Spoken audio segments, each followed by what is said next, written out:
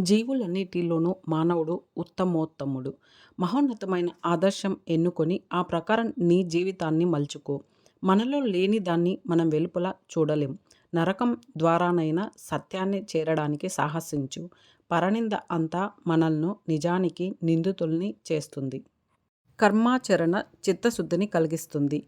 విద్యను ప్రాప్తింపజేస్తుంది. జపం అంటే దివ్యనామోచ్చరణ. భక్తుడు జపం ద్వారా అనంతతత్వానికి చేరుకుంటాడు. కోరికలు తేనె పూసిన కత్తుల వంటివని తెలుసుకోవడమే వైరాగ్యం. మానవుడు ముక్తిని పొందగలిగేది ఈ లోకంలో మాత్రమే. నువ్వు బలహీనుడు అని భావించడం మహాపాపం. ఏ కర్మాచరణ నీకు ముక్తిని ఇవ్వలేదు. కేవలం జ్ఞానమే నిన్ను విముక్తున్నే చేస్తుంది. వేదాంతంపై భగవద్గీత ఉత్కృష్టమైన ప్రమాణ గ్రంథం. భౌతికంగా చూస్తే చెడు ఆలోచనలే వ్యాధిని కలిగించే విషక్రిములు. బాల్యం నుండి సానుకూలమైన, ఉత్సాహకరమైన, బలప్రదమైన, ఆశాజనకమైన ఆలోచనలు పిల్లల మెదళ్లలో ప్రవేశింపనివ్వండి. ఎప్పుడూ నిరాశతో, నిరుత్సాహంతో జీవించేవాడు ఏ పనిని సాధించలేరు. ప్రార్థన, స్తోత్రం ఆధ్యాత్మిక మార్గంలో పురోగమించడానికి ప్రాథమిక సాధనాలు.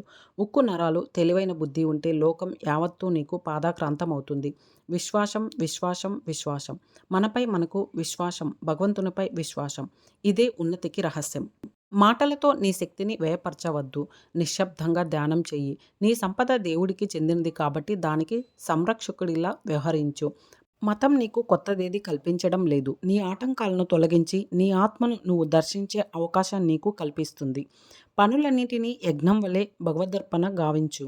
తామరాకుల సంసారంలో ఉండు, కానీ సంసారిగా అందులో మునక వేయకు. మనలో లేకుంటే బయట చెడును ఎలా చూడగలం? ప్రతి పురుషుడిలోనూ, స్త్రీలోనూ, చిన్న బిడ్డలోనూ దేవుని మాత్రమే దర్శించు. మాయను స్వాధీనంలో ఉంచుకున్న పరమాత్మ ఈశ్వరుడు.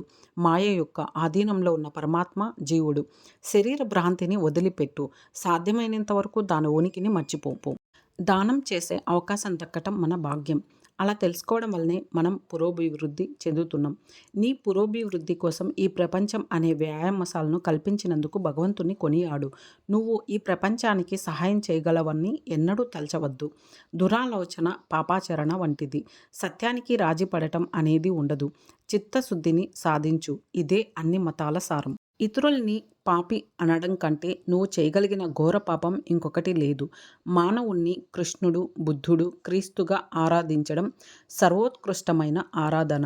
స్వర్గ సుఖాలను ఎన్నడూ కోరవద్దు. అది నికృష్టమైన భ్రాంతి. లోపాలను బట్టి మానవుణ్ణి నిర్ణయించవద్దు. మానవ ప్రవృత్తిలోని గొప్పతనాన్ని ఎన్నడూ మర్చిపోవద్దు.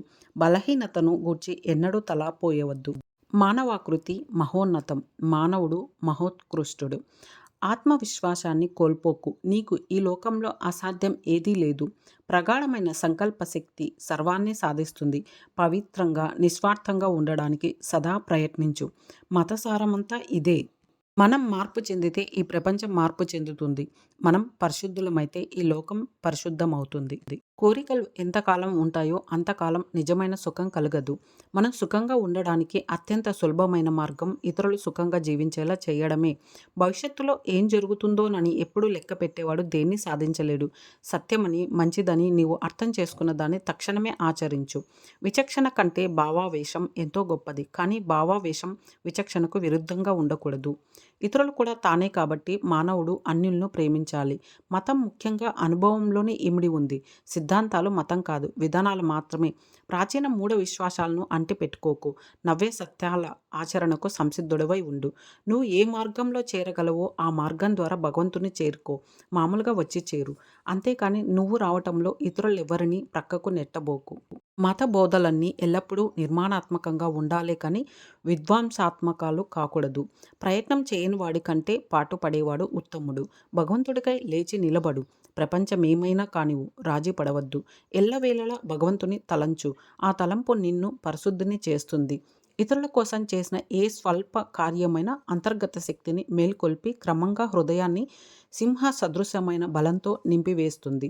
జీవితం క్షణభంగురం. భౌతిక సంపదలు నశ్వరాలు. పరులకై పాటుపడిన వారే నిజానికి జీవించిన వారు. మిగిలిన వారు బ్రతికి ఉండి చచ్చిన వారితో సమానమే. సంపదలు కానీ, పేరు ప్రతిష్టలు కానీ, గౌరవ మర్యాదలు కానీ, పాండిత్యం కానీ పనిచేయవు. ప్రేమ ఒక్కటే నిలిచి ఉంటుంది. కష్టాలు అనే అడ్డుగోడలను చీల్చుకొని పోగలిగేది శీలమే. సుఖం దుఃఖమనే కిరీటాన్ని ధరించి మానవుని వద్దకు వస్తుంది. సుఖానికి స్వాగతం చెప్పేవాడు దుఃఖానికి కూడా స్వాగతం చెప్పాల్సిందే. శారీరకంగా కానీ, మానసికంగా గానీ, నైతికంగా గానీ, లేక ఆధ్యాత్మికంగా గానీ బలహీనుడవు కాబోకు. ఈ లోకంలో ఎల్లప్పుడూ ఇచ్చేవాని స్థితిలోనే ఉండి సాయం చెయ్యి, సేవ చెయ్యి, ఏ స్వల్పమైనా ఇవ్వు, కానీ బేరమాడవద్దు. స్వార్థ చింతన లేనప్పుడే మనం ఘనకార్యాలు సాధిస్తాం. అప్పుడే మన ప్రభావం ఇతరులపై పడుతుంది. తినడంలోనూ, వస్త్రధారణలో కానీ, ఆటపాటల్లో కానీ, సుఖంలో కానీ, దుఃఖంలో కానీ అన్ని వేళల్లోనూ మహోన్నతమైన నైతిక బలాన్ని ప్రకటించు. జీవారాధకుడే నిజానికి శివారాధకుడు. ప్రతి కర్తవ్యము పవిత్రమైనది. శ్రద్ధాభక్తులతో కూడిన కర్తవ్య నిర్వహణం పరమోత్కృష్టమైన ఈశ్వరారాధన. నీవు ఎప్పుడైనా ఏ పనినైనా చేస్తానని వాగ్దానం చేస్తే దానిని ఖచ్చితంగా నియమిత సమయానికే నిర్వర్తించాలి. లేదంటే ప్రజలు నీ పట్ల విశ్వాసాన్ని కోల్పోతారు. ఏ సందర్భంలోనైనా స్వార్థ త్యాగంతోనే విజయం సాధించగలం. ఎంతగా నిస్వార్థలమైతే అంతగా విజయానికి చేరువవుతాం. అనంతమైన ఓర్పు, అనంతమైన పవిత్రత, అనంతమైన పట్టుదల ఇవే సత్కర్మ సఫలమవటంలోని రహస్యాలు. విధేయత, సంసిద్ధత, కర్తవ్యం మీద ప్రేమ ఈ మూడు మీలో ఉంటే మిమ్మల్ని ఏదీ అడ్డుకోలేదు. సహనం లేని వ్యక్తి ఎన్నటికీ విజయం పొందలేడు. మతం అంటే స్వతసిద్ధంగా మనిషిలో ఉన్న దివ్యత్వాన్ని వ్యక్తం చేయటమే.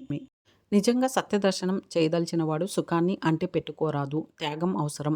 1000 సార్లు ఓటమి పాలైనా సరే సౌశీల్య నిర్మాణం గావించుకోవాలి. లక్ష్యంపై ఉన్నంత శ్రద్ధాశక్తుల్ని లక్ష్య సాధనలో సైతం చూపించాలి. విజయ రహస్యమంతా ఇదే. సత్యాన్ని త్రికరణ శుద్ధిగా నమ్మితే విజయం తథ్యం. నెమ్మదిగానైనా సరే మనం జయించి తీరుతాం. ఈ లోకంలో సత్యాంగత్యం కంటే పవిత్రమైంది మరేదీ లేదు. మిమ్మల్ని మీరు క్రమశిక్షణలో పెట్టుకోవాలంటే మీ బుద్ధిని ఉపయోగించండి. ఎదుటివారిని క్రమశిక్షణలో పెట్టాలంటే మీ హృదయాన్ని ఉపయోగించండి. పరిస్థితులు అనేవి మనిషి ఆధీనంలో లేనివి. కానీ మనిషి ప్రవర్తన మాత్రం అతని స్వశక్తిపైనే ఆధారపడి ఉంటుంది. కాబట్టి ఎవరి ప్రవర్తనకు వారే బాధ్యులు. ఒక ధ్యేయంతో కృషి చేస్తే నేడు కాకపోతే రేపైనా విజయం తప్పదు. ఉత్సాహంతో శ్రమించడం, అలసటను ఆనందంగా అనుభవించడం ఇవి విజయాన్ని కాంక్షించే వారి ప్రాథమిక లక్షణాలు. మనము ఏది కామో అదిగా మనల్ని జనులు భావించాలని మన శక్తిని ఖర్చు పెడతాం. ఆ శక్తిని మనం ఎలా ఉండాలనుకుంటున్నామో దానికోసం వినియోగించడం ఉత్తమం. ఈర్ష్య, అహంభావాలను పూర్తిగా వదిలి అఖండ శక్తి సామర్థ్యాలతో పనిచేయండి. మీ ఆదర్శం పట్ల మీకు పరమ నిష్ఠాగరిష్టత ఉన్నప్పుడే లక్ష్య సిద్ధి సాధ్యం. ఎవరి జీవితం ప్రేమమయమై స్వార్థరహితమై ఉంటుందో అలాంటి వారే లోకానికి కావలసి ఉన్నారు. అటువంటి ప్రేమతో కూడిన ధీరవాక్కులే మనకు కావలసినవి. ఇంద్రియ సుఖాలకు బానిసగా ఉన్నంతకాలం మానవుడు ప్రపంచానికి దాస్యం చేయాలి. ఇంద్రియాలను జయించిన వాడికి సమస్త ప్రపంచం లోబడుతుంది. బాహ్య ప్రపంచాన్ని జయించడం ఘనకార్యమే, కానీ అంతఃప్రపంచాన్ని వశం చేసుకోవడం విరోచితమైన పని. నిన్ను నువ్వు జయిస్తే విశ్వమంతా నీకు స్వాధీనమవుతుంది. ఇతరుల ఆలోచన విధానం, కార్యనిర్వహణల్లోని తప్పుల్ని ఎత్తి చూపకూడదు. దానికి బదులు వాటిలో పరిణతి సాధించే మార్గాలను వారికి తెలియజేయండి. ఆదర్శం గల వ్యక్తి 1000 తప్పులు చేస్తే ఏ ఆదర్శం లేని వ్యక్తి 50,000 తప్పులు చేస్తాడనడం నిస్సంశయం. కాబట్టి ఒక ఆదర్శం కలిగి ఉండడం మంచిది. పరాపరాజయాల్ని పట్టించుకోకండి. అవి సర్వసాధారణం. అవే జీవితానికి మెరుగులు దిద్దేవి. ఓటములే లేని జీవితం ఉంటుందా? లోపం ఉన్నదని భావించడమే లోపాన్ని సృజిస్తున్నది. బలం, పరిపూర్ణతల గురించి భావించడమే లోపాన్ని సరిదిద్దగలదు. సహనం లేని వ్యక్తి ఎన్నటికీ విజయం పొందలేడు. లేవండి, ధైర్యంతో సమర్థులై నిలవండి. మీ భవితకు మీరే విధాతలని గుర్తించండి. నిరంతర వికాసమే జీవనం, సంకోచమే మృత్యువు. తన వ్యక్తిగత సుఖాల్ని చూసుకుంటూ సోమరితనంతో గడిపే స్వార్థపరునికి నరకంలో కూడా స్థానం లేదు. మనోవాక్కర్మల యందు ఒక్కటైన కొద్దిమంది ప్రపంచాన్ని ఉరుతలు ఊగించగలరు. ఈ సత్యాన్ని ఎన్నడూ మరవకండి. నువ్వు నిరుపేదవని అనుకోవద్దు. ధనం నిజమైన శక్తి కాదు. మంచితనం, పవిత్రతలే నిజమైన శక్తి. మొదట మన లక్ష్యాన్ని అర్థం చేసుకోవాలి. తర్వాత దాన్ని ఆచరణలో పెట్టే మార్గాలను అన్వేషించాలి.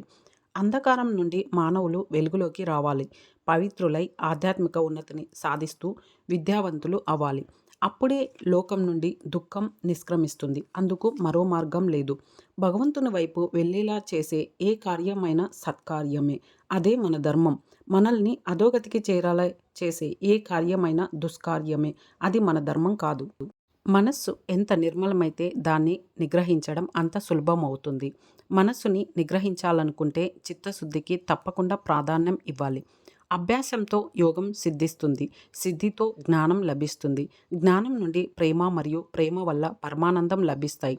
ప్రతి వ్యక్తిలోనూ దివ్యత్వం అవ్యక్తంగా ఉంది. అంతర ప్రవృత్తిని, బాహ్య నడవడిని నియంత్రిస్తూ అంతరాల్లోని ఆత్మశక్తిని వెలికి తీయడమే మన లక్ష్యం. ప్రతి బాధ్యత పవిత్రమైనదే. బాధ్యత పట్ల మనకుండే భక్తియే భగవంతునికి మనం చేయగలిగే అత్యుత్తమైన అర్చన. లౌకిక సుఖాలు మన గమ్యమై వాటిని పొందేందుకు భగవంతుని ఆశ్రయిస్తే అది ఇంకా ప్రాపంచికతే. కానీ భగవంతుడనే మన గమ్యాన్ని చేరేందుకై ఈ లోకం ఒక సాధనమైతే అది ఆధ్యాత్మికతకు నాంది. మీకు నేను అవసరమైనన్ని సలహాలు ఇచ్చాను. వాటిలో కనీసం కొన్నైనా ఆచరణలో పెట్టండి. మీరు చేసిన పవిత్ర గ్రంథ పఠనం, నా మాటల్ని వినడం సఫలమయ్యాయని లోకానికి తెలియనివ్వండి.